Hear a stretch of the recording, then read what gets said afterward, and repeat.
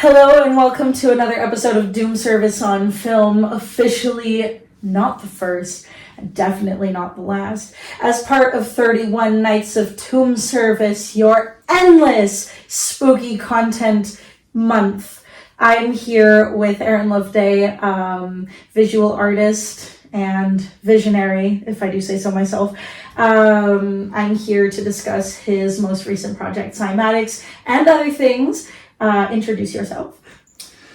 I'm Aaron Loveday. I'm an artist, multidisciplinary artist, so that includes visual arts, music, and dancing, and performance elements as well. And I'm in the Montreal area, and you can check me out on Instagram. I have my own website, Enter Cymatics, and yeah. Enter Cymatics indeed, hailing from Montreal. Enter the city. Enter the vision. Okay, so for my first question, I do have to ask, it's a common trope in most interviews, but I love to ask it anyway. Where did you get your inspiration? How did, the project of Cymatics start in your mind? And then more generally, where do you like to draw your inspiration from? Can I say literally anything? Exactly where it comes from? Yeah. Okay, many years ago, I was exploring the areas of the human psyche, and I used a lot of heavy drugs. I used them as catalysts to take me there, to take me into dimensions and to places that were once inaccessible.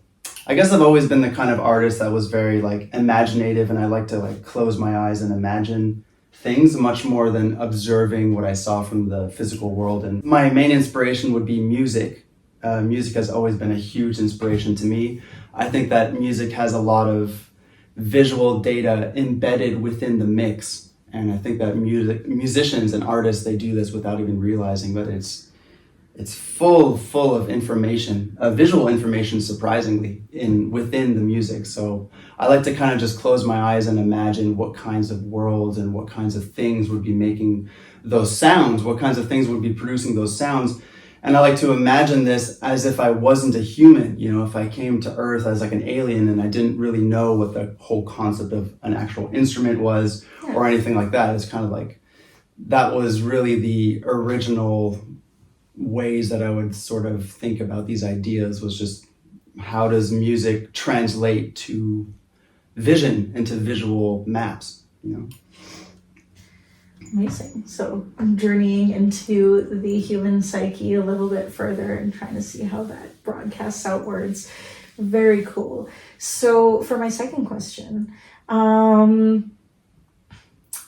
so Cymatics is a musical project, actually. So that was the whole thing I had the fortune of seeing, and that was very cool, I have to say. But as a musical project, what got you thinking? Was it really how would I imagine myself as a non-human being, hearing these sounds and hearing what makes them for the first time? Or was there other inspiration behind that kind of drove you to make your paintings come to life with sound as well? So originally, how I imagined a lot of the original robots from the Cymatics series was by actually being dosed on a heavy amount of acid and listening to Meshuggah, and specifically the album Meshuggah's Catch 33. I would listen to that album many, many times, and it was specifically from that album that I started to get the first visual maps and the first kind of visual language that would become what we know Cymatics to be today. So it was definitely Meshuggah at first, and then my original idea was to kind of have Cymatics be this project of paintings, and then I would actually get to play the album Meshuggah, that was the original inspiration for it, and have that as a multidisciplinary project.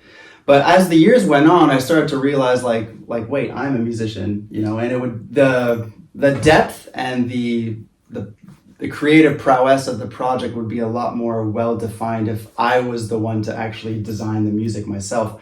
So I kind of took it upon myself to become that guy to actually write the songs on my own, and all my main instrument was always drums, and I always felt that I didn't really need any other instrument to actually write songs to go with the paintings. So it all comes from the paintings, and eventually I started to just because I was always a musician as well and involved with many bands throughout the years, so I took it upon myself to actually write the music for Cymatics. Yeah. Amazing. Also, among the many bands, shout out to Cowboy Meets Pirate. If you know, you know. If you know, you know. It's absolutely true. Yeah. Cowboy Meets Pirate, Nascent, and Carry On Crows was the first project.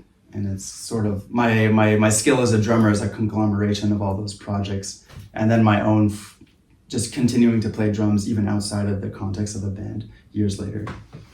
So deciding to make it your own musical project outside of playing Meshuggah's album, how do you, how was that process? I would assume that it would be very accomplished, you'd feel pretty accomplished doing that. How was the process of creating the music for Cymatics? What were the biggest challenges that you ran into, and how do you feel like it paid off?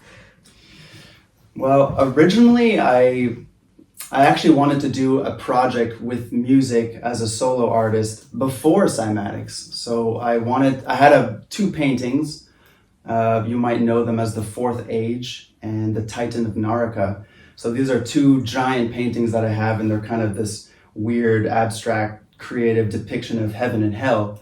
And originally I wanted to make a bunch of songs that would go and describe that. So I kind of just put all my creative drum energy. I had a lot of ideas just simply as a musician, even outside the context of jamming with a guitarist, outside of this and this. I was just always a very creative person, and even in the medium of music, it really felt right to just kind of create and explore and imagine what kinds of things I could do in that other medium. So always approaching it with a lot of imagination and just really trying to make drum beats in ways that I haven't heard before. And kind of I always imagine making drums and making music in ways that I wish I had heard other musicians of mine do, but no one was out there quite doing it the way that I wanted it to be done. So I sort of just took it upon myself. I was like, okay, then I am obviously the one to do this and to bring it forward.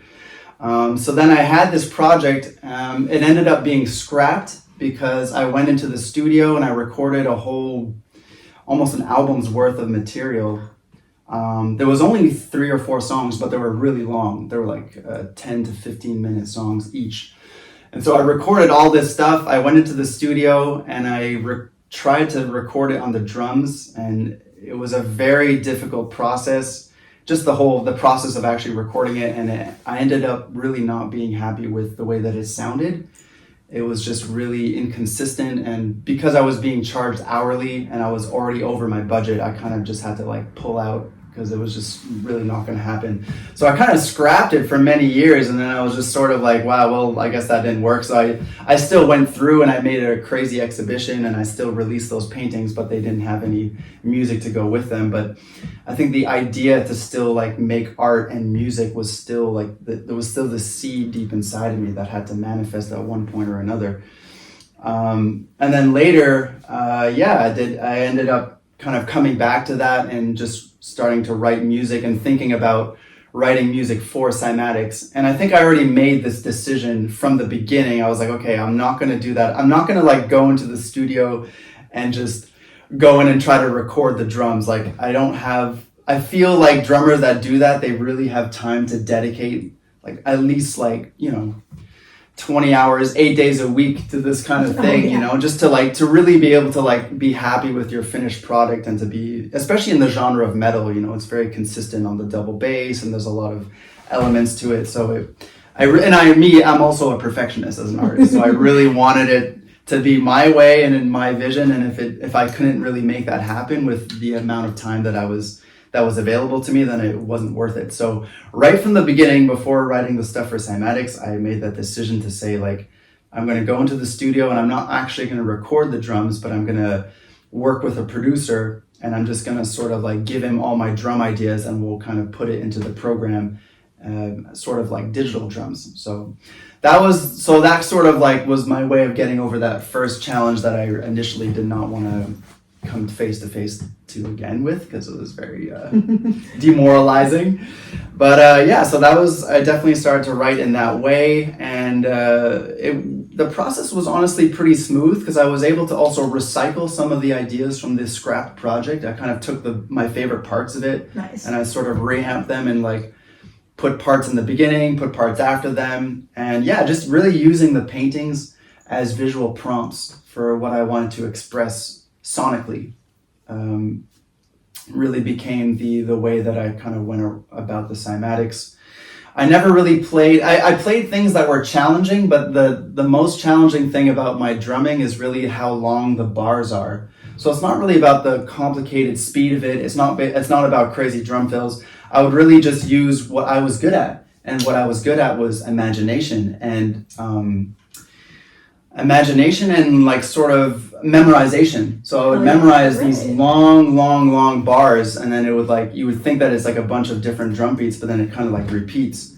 And in my mind too, I didn't really have to, I knew that I was going to a producer with all of this, right? So I knew that I could just make the most elaborate, crazy drum stuff. Knowing that I'm not going to play it live, and I would give it to the producer, and I still had to be able to play it on my kit. Just so I ended up recording a lot of parts on my phone, just so I could show him exactly how I wanted it to be, like what it should sound like before he puts it into the program. But yeah, so I used what I was good at, which was memorization and imagination, and just really making these crazy long drum beats. It's really about like the rhythm of the beat more than the speed or the crazy drum fill. It's not flashy. It's just very robotic in what it needs to be to transcribe these worlds in a sonic way. Yeah. I do have to say that it comes off very cool when you look at the paintings. You really are looking into a portal. Like when you hear the songs, it really is taking you into that world. So good job. Congratulations. Thank Honestly, you. It was amazing. So speaking of your older project, and now I do have to ask, now that Cymatics has come to fruition, what's next for you? Like, what are you planning? Do you have any more like exhibitions, music that you want to put out, anything like that, without revealing too many of your trade secrets, of course. Right. But, what's next for you? The rest of 2023, we're going to roll out the rest of the Cymatics material. It's been hinted towards in multiple shows that have been spanning throughout the year. As you know, we had a show at Sings Arcade, we popped at Art Jam, and then I had my own world premiere last weekend. Still very unreal that it actually went down the way that it was always meant to go down. So yeah, I plan to sort of release the rest of the album in sort of like with a song or two every month, and then probably by December the whole album will drop, something like that. And by then all the material will be out as well for Cymatics, so that means all the paintings, all the music, the whole thing should be totally finished. We should have a full rollout by the end of the year. And then I'm going to sort of become a hermit again and just go into my mind cave, and you probably won't hear about me for a while. There'll probably be some collaborative efforts. In 2024, I want to do more collaborative things. But yeah, just really working on marketing the material that I've worked nearly a decade to kind of bring to fruition, which is the whole the visual, the sound, the video aspect of it. And then, I guess the future, I would really like to repeat the whole process, not in the world of Cymatics, of course, but in its own, another art project that involves a visual side that has an auditory aspect as well, and it's presented in a very performance video kind of style. I think it was very successful, and it really, that level of immersion really resonated deeply with a lot of people, especially when you're making work that's so kind of hard, very abstract in its own way, and it's conceptually abstract. So kind of to help clarify things, you kind of merge it with another medium. And I think that's why putting music and art and visual art together is a very powerful, iconic duo that is, cannot be understated.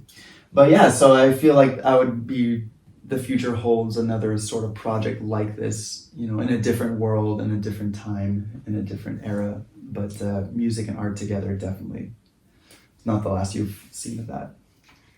All right. And are you thinking of incorporating dance next time, do you think? She knows me, okay? She knows. Alex knows what kinds of questions to ask me.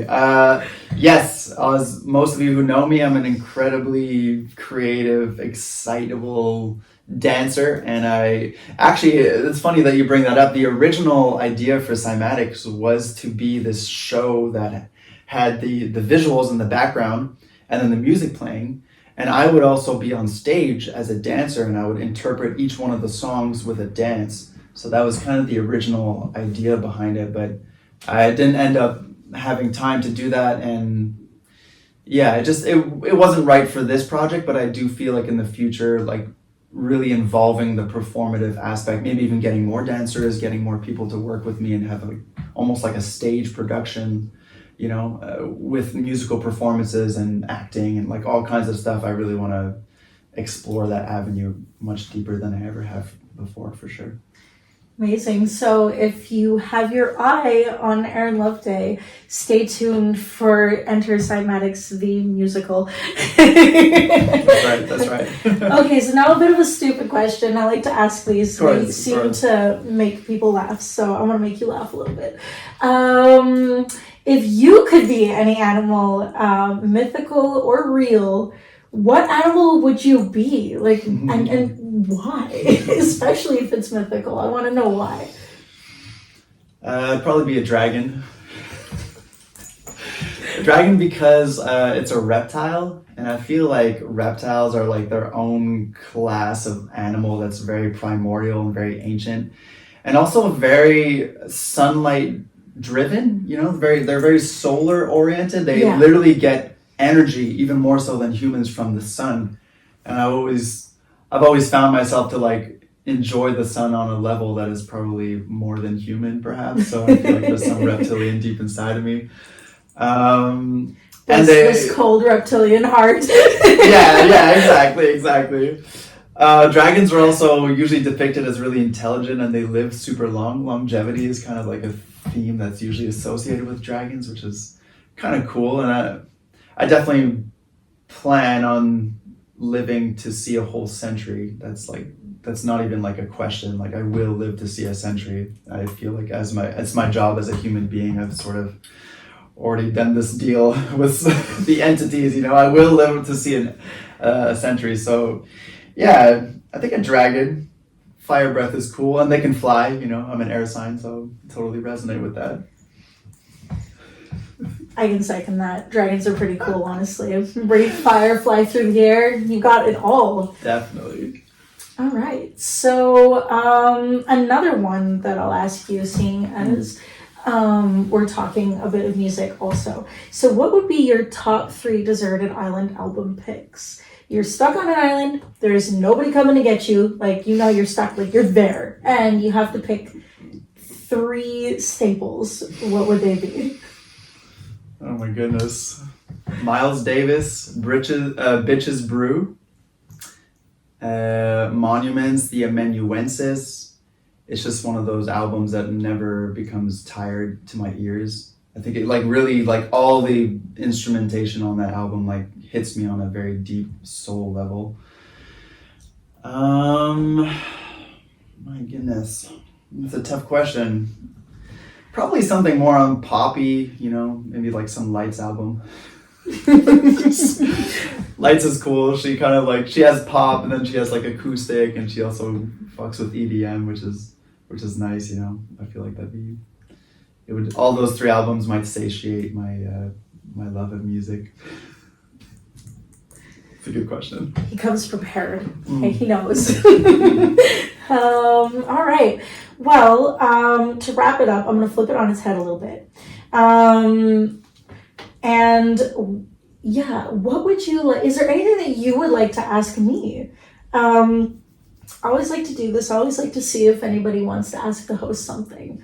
And I really want to know, is there anything that you want to ask me? Yeah, so recently Alex went to New York, which is super hype.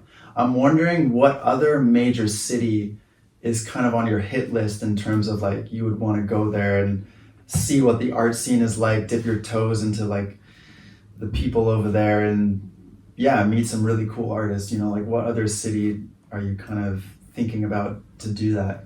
And can I come with you? To answer the last question, absolutely. I would take you with me in a heartbeat. The two cities that come to mind first are London. I want to see the UK art scene so bad. I said that last time with Mooch as well. I want to see the homeland of Black Bell Bottoms, Pentagrams, and Black Sabbath, of course. Being a big Doom fan and Stoner fan as I am, I have to see where like the majority of the bands that I listen to come from.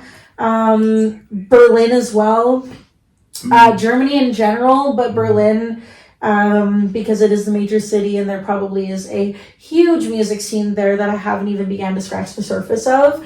And like shout out to Cadaver, come on, they're a fucking staple. I gotta see where they come from. I'm not sure if they actually come from Berlin, so don't quote me on that, but they definitely come from Germany. So that's so I guess those are the two cities that I would absolutely adore seeing.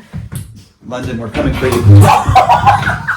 Are you okay? Yes. Okay. Yes, fine, He's fine. Nobody has to call 911. No one has gotten hurt. There have been no beings harmed in the making of this interview. Exactly. All right. Well, that wraps it up for Doom Service on Film. 3rd edition, definitely not the last. This has been an installment as part of 31 Nights of Doom Service. Tricks and treats every night of the week until Halloween. And as always, thank you very much to my guest, Aaron Loveday, coming off of the world premiere of Cymatics. And as always, always at your Doom Service, baby.